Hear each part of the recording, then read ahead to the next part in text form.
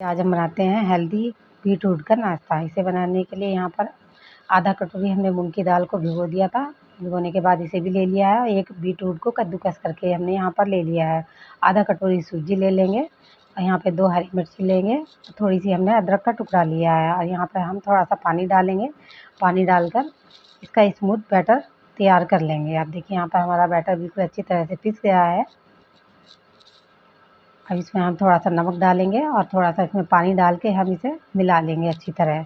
अब मिलाने के बाद इधर हम तवा रखेंगे। तवे को हम बटर से ग्रीस कर लेंगे अच्छी तरह से और यहाँ पे हम थोड़ा थोड़ा करके बैटर डाल के इसे अच्छी तरह से फैला लेंगे।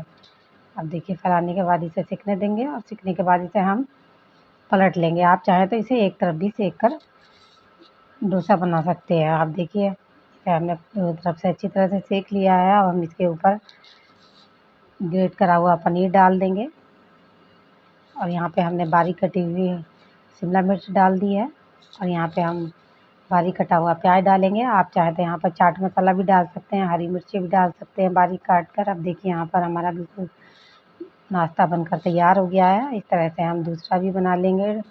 देखिए इस तरह से हमारे दोनों तरीके के डोसे तैयार हो गए हैं। आप भी इस तरह से बनाइए, खाइए और एंजॉय करिए।